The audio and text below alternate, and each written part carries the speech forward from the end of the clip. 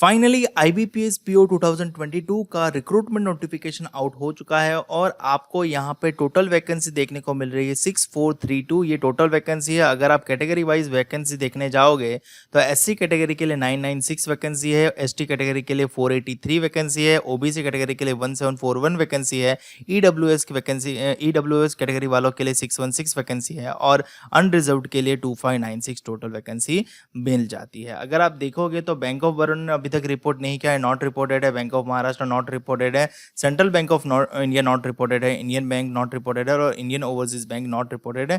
तो ये 5 बैंकों ने रिपोर्ट नहीं की है, तो वो इन फ्यूचर रिपोर्ट कर सकती है। तो वैकेंसी आपके बढ़ने के चांसेस काफ़ी ज़्यादा बढ़ जाते हैं। बाकी बैंकों की वैकेंसी आप देख पा रहे होंगे टोटल और अपनी कैटेगरी वाइज। मुझे उम्मीद है कि आपको टोटल वैकेंसी को लेके डाउट क्लियर हो गया होगा। अब आगे बढ़ते हैं और जान लेते हैं कि सैलरी कितनी मिलती है। देखो, आईबीपीएस पीओ को स्टार्टिंग सैलरी ये ग्रॉस सैलरी है, यानी यहाँ पे कोई भी कटौती नहीं है। अगर आप कटौती देखोगे तो आपको 50 के अराउंड मिल जाएगी, बट अगर आप ग्रॉस सैलरी देखते हो तो 60,000 मिल जाती है। अगर आपको सैलरी स्लिप का वीडियो देखना है न्यू ज्वाइनिंग कैंडिडेट की तो आपको इस वीडियो में मिल जाएगा। लेटेस्ट सैलरी स्लिप का भी वीडियो तुरंत ही अपलोड कर दूंगा, बट फिलहाल के तौर पर आप इन सैलरी स्लिप का वीडियो देख सकते हो। नेक्स्ट बात करते हैं एलिजिबिलिटी क्राइटेरिया में। तो एलिजिबिलिटी क्राइटेरिया में सबसे पहला क्राइटेरिया होता है एज लिमिट। तो मिनिमम एज लिमिट 20 साल होनी चाहिए, मैक्सिमम एज लिमिट 30 साल होनी चाहिए। और बर्थ डेट के हिसाब से बात करें तो 2/8/1992 इस डेट पे आपका बर्थ हुआ होना चाहिए या इस डेट के बाद बर्थ हुआ होना चाहिए। और 1/8/2002 यानी इस डेट पे बर्थ हुआ होगा तो भी चलेगा या फिर इससे पहले होना चाहिए। एक दिन ज़्यादा एक दिन कम नहीं चलेगा। और 1/8/2022 के अकॉर्डिंग एज कैलकुलेट करनी है। तो 20 से 30 साल अगर आपकी एज लिमिट है तो आप एलिजिबल हो। अगर एज रिलैक्सेशन की बात करें तो जो कुछ कैटेगरी हैं उनको एज रिलैक्सेशन मिलता है। जैसे एससी एसटी कैटेगरी वालों को 5 साल का एज रिलैक्सेशन मिलता है। यानी इसका मतलब ये हो गया कि एससी एसटी कैटेगरी के लिए अपर एज लिमिट 30 की बजाय कितनी हो जाएगी, 35 साल, क्योंकि 5 साल का उनको एज रिलैक्सेशन मिल रहा है। उसी प्रकार से ओबीसी यानी अदर बैकवर्ड क्लास में जो नॉन क्रीमी लेयर में आते हैं उनको 3 साल का मिलता है। यानी ओबीसी एनसीएल वालों के लिए 33 इयर्स मैक्सिमम एज लिमिट हो जाएगा। उसी प्रकार से पर्सन विथ बेंचमार्क डिसेबिलिटी यानी जिसको दिव्यांगजन बोलते हैं उनके लिए 10 साल का। और एक्स सर्विसमैन अदर कैटेगरीज यहाँ पे जो मेंशन की गई है उनके लिए 5 साल का। और पर्सन अफेक्टेड बाय 1984 रायोट्स के लिए 5 साल का एज रिलैक्सेशन मिलता है। तो इन शॉर्ट एज लिमिट 20 से 30 साल है। तो आपको ये चीज़ ध्यान में रखनी पड़ेगी। नेक्स्ट है एजुकेशनल क्वालिफिकेशन। तो एजुकेशनल क्वालिफिकेशन की काउंटिंग 22 अगस्त 2022 के अकॉर्डिंग होनी चाहिए। एज लिमिट की काउंटिंग 1 अगस्त 2022 के अकॉर्डिंग है, बट एजुकेशनल क्वालिफिकेशन की काउंटिंग 22 अगस्त 2022 के अकॉर्डिंग होनी चाहिए। आपके पास डिग्री होनी चाहिए, कोई भी डिसिप्लिन में होगा तो चलेगा, रिकॉग्नाइज यूनिवर्सिटी से होगा तो भी चलेगा, और उसके इक्विवेलेंट कोई भी यूनिवर्सिटी से आपने ग्रेजुएशन किया है तो भी चल जाएगा, जिसको सेंट्रल गवर्नमेंट मान्य रखता हो। यानी काफ़ी लोग पूछते हैं कि सर डिस्टेंस ग्रेजुएशन वैलिड है कि नहीं, तो डिस्टेंस ग्रेजुएशन वैलिड है, बस यूनिवर्सिटी रिकॉग्नाइज होनी चाहिए, फर्जी यूनिवर्सिटी वाला नहीं चलेगा।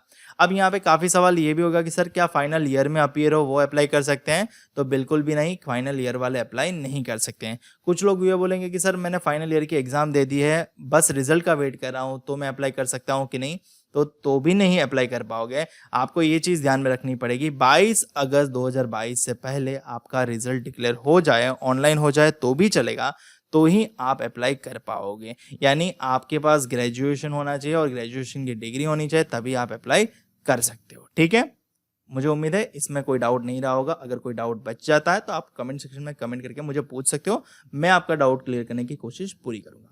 आगे बढ़ते हैं, सिलेक्शन प्रोसीजर के बारे में जान लेते हैं। तो सिलेक्शन प्रोसीजर 3 फेज में होता है। फेज 1 होता है प्रिलिमिनरी एग्जामिनेशन, फेज 2 होता है मेन एग्जामिनेशन और फेज 3 होता है इंटरव्यू। तो प्रिलिमिनरी एग्जामिनेशन का पैटर्न की बात करें तो प्रिलिमिनरी एग्जामिनेशन और मेन एग्जामिनेशन की पैटर्न आप यहाँ पे देख पा रहे होंगे। प्रिलिमिनरी एग्जामिनेशन में 3 सब्जेक्ट होते हैं, मेन एग्जामिनेशन में 4 सब्जेक्ट होते हैं। दिख 4 रहे हैं बट है 5, रीजनिंग के साथ कंप्यूटर भी है, तो टोटल 5 सब्जेक्ट होते हैं। प्रिलिमिनरी एग्जामिनेशन की बात करें तो हर बार कॉमन पैटर्न ही होती है। इंग्लिश लैंग्वेज 30 क्वेश्चन 30 मार्क और सेक्शन के लिए 20 मिनट का समय, यानी ये 20 मिनट आप केवल और केवल इंग्लिश को दोगे, ना ही 20 मिनट में अगर आपका समय बच जाता है तो आप नेक्स्ट सेक्शन में यूटिलाइज कर पाओगे, ऐसा नहीं होगा। और अगर आपको ज़्यादा टाइम की रिक्वायर्ड है तो आप नेक्स्ट सेक्शन से बोरो कर लोगे, ऐसा भी नहीं होगा। इन शॉर्ट आपको ये 30 क्वेश्चन 20 मिनट में ही खत्म करने होंगे। मैथ्स की बात करें तो 35 क्वेश्चन 35 मार्क 20 मिनट, और रीजनिंग की बात करें तो 35 question 35 mark 20 minute. Total 100 question 100 marks, कहने के लिए 1 घंटे का समय, बट वो सेक्शन वाइज 20 मिनट डिस्ट्रीब्यूटेड है। ठीक है, यहाँ पे सेक्शनल कट ऑफ भी रहेगा, ओवरऑल कट ऑफ भी रहेगा, यानी आपको ईच सेक्शन में मिनिमम कट ऑफ जो बनेगा, कट ऑफ एग्जाम के बाद डिसाइड होता है, तो मिनिमम कट ऑफ भी आपको क्लियर करना है, और आपका ओवरऑल कट ऑफ जो 100 में से बनेगा मेन एग्जामिनेशन में जाने के लिए, उसके लिए वो कट ऑफ भी क्लियर करना पड़ेगा। ठीक है, और cut off all India level पे बनेगा, क्योंकि वैकेंसी भी ऑल इंडिया लेवल पे है, तो स्टेट वाइज नहीं बनेगा, ये चीज ध्यान में रखना। हाँ, but category wise cut off जरूर बनेगा, तो हर एक कैटेगरी के लिए डिफरेंट कट ऑफ रहेगा। प्रीलिमिनरी एग्जामिनेशन क्लियर करोगे तो ही आपको मेन एग्जामिनेशन देने को मिलेगा, और मेन एग्जामिनेशन में पैटर्न है रीजनिंग एंड कंप्यूटर साथ में है, 45 क्वेश्चन 60 मार्क्स और 60 मिनट का समय सेक्शन के लिए। जनरल इकोनॉमी और बैंकिंग अवेयरनेस के लिए 40 क्वेश्चन 40 मार्क्स और 35 मिनट्स का समय। इंग्लिश लैंग्वेज के लिए 35 क्वेश्चन 40 मार्क्स 40 मिनट का समय, और डेटा एनालिसिस एंड इंटरप्रिटेशन यानी ये मैथ्स ही है, इसके लिए 35 क्वेश्चन 60 मार्क्स और 45 मिनट्स का समय। यहाँ पे टोटल हो जाते हैं 155 क्वेश्चन 200 मार्क और 3 घंटे कहने के लिए, बट वो section wise again time distributed है। ये एग्जाम जैसे ही खत्म होगी 3 घंटे की, उसके बाद आपके लिए एक डिस्क्रिप्टिव पेपर भी रहेगा, जहां पे आपको इंग्लिश में एक लेटर और एक ऐसे टाइप करना रहेगा, यानी 2 क्वेश्चन 25 नंबर और इंग्लिश 30 मिनट्स का इसका भी समय रहेगा। यानी आपका पेपर टोटल 3.5 घंटे का होगा, 3 घंटे का ऑब्जेक्टिव पेपर रहेगा और आधे घंटे का डिस्क्रिप्टिव पेपर रहेगा, जहां पे आपको एक ऐसे और एक लेटर टाइप करना रहेगा। ये चीज ध्यान में रखना, ठीक है। दूसरे दिन नहीं, सेम ही डे होगा, तो ये चीज भी आपको फोकस रहना रहेगा। प्रिलिमिनरी एग्जामिनेशन का मार्क केवल और केवल आपको मेन एग्जामिनेशन में जाने के लिए होता है। बाकी फाइनल इवैल्यूएशन में प्रिलिमिनरी एग्जामिनेशन का मार्क काउंट नहीं होता। फाइनल इवैल्यूएशन में आपका मेन एग्जामिनेशन प्लस इंटरव्यू के मार्क ही काउंट होते हैं, और उनका ही रेशियो के बाद 100 में से कट ऑफ डिराइव्ड किया जाता है। यानी मेन एग्जामिनेशन का भी कट ऑफ बनेगा, यहाँ पे भी सेक्शनल कट ऑफ रहेगा और ओवरऑल कट ऑफ रहेगा। ओवरऑल कट ऑफ क्लियर करोगे तो ही आप इंटरव्यू के लिए जा पाओगे, और अंत में फाइनल मेरिट बनेगा, जहां से आपका चयन होगा। मुझे उम्मीद है कि सिलेक्शन प्रोसीजर और एग्जाम पैटर्न के बारे में आपको क्लियर आइडिया मिल गया होगा। अगर कोई भी डाउट छूट जाता है तो आप कमेंट सेक्शन में कमेंट करके मुझे पूछ सकते हो। आगे बढ़ते हैं, जान लेते हैं सिलेबस के बारे में। देखो, सिलेबस का ऑलरेडी मैंने वीडियो बना चुका हूं, तो सिलेबस का वीडियो मैं वापस इसमें नहीं इंक्लूड करा।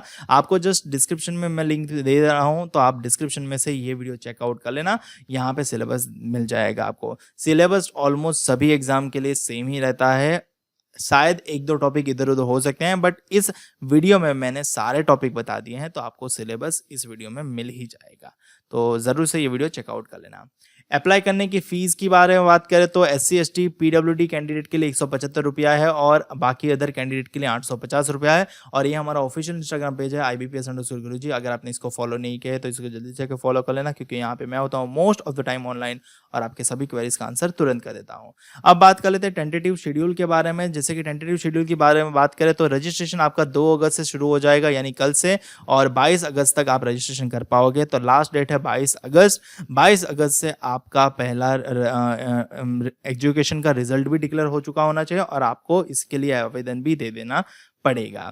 प्रीलिमिनरी एग्जामिनेशन की बात करें तो वो अक्टूबर 2022 में होगी, ऐसा एक्सपेक्टेड है, और मेन एग्जामिनेशन की बात करें तो वो नवंबर 2022 में होगी, ऐसा एक्सपेक्टेड है। और इंटरव्यू कब होंगे तो जनवरी-फरवरी 2023 में इंटरव्यू होंगे, और फाइनल अलॉटमेंट इनका शहर बार अप्रैल 2023 में होगा। तो आपका आवेदन देना है तो 22 अगस्त 2022 से पहले आवेदन अचूक दे दें, क्योंकि लास्ट डेट का वेट ना करें। 2-3 दिन में आवेदन जरूर देना शुरू कर दें। मैं आवेदन जैसे ही शुरू होता है मैं लिंक डिस्क्रिप्शन में दे दूंगा, और बाकी मेरे इंस्टाग्राम टेलीग्राम पे भी दे दूंगा, तो मेरे इंस्टाग्राम पेज को भी फॉलो कर लेना, टेलीग्राम चैनल को भी फॉलो कर लेना। अब हमारे पास 2 चैनल है यूट्यूब पे, IBPS Guruji as well as exam info. आपको दोनों चैनल सब्सक्राइब कर लेना है, और हमारे इंस्टाग्राम पेजेस भी हैं इस बेस पे। जैसे IBPS गुरुजी मेन इंस्टाग्राम पेज है, आपको पजल के लिए डेडिकेटेडली पेज चाहिए तो पजल गुरुजी है। करंट अफेयर्स के लिए भी है, मैं शायद सिंबल डालना भूल गया हूँ, तो करंट अफेयर्स के लिए भी डेडिकेटेड पेज है, और वैदिक मैथ्स ट्रिक्स के लिए भी पेज है, और IBPS डेली मोटिवेशन के लिए उसका भी पेज है। ये सारे पेज के लिंक आपको डिस्क्रिप्शन में मिल जाएगी, और ऐसे और क्वालिटी कंटेंट के लिए हमारे पेज को फॉलो करें। और अगर आपका कोई भी डाउट रह गया है तो आप कमेंट सेक्शन में कमेंट करके मुझे डाउट पूछ सकते हो, मैं आपका डाउट क्लियर करने की कोशिश पूर्ण करूंगा। मिलते हैं अगले वीडियो में, तब तक के लिए ऑल द वेरी बेस्ट।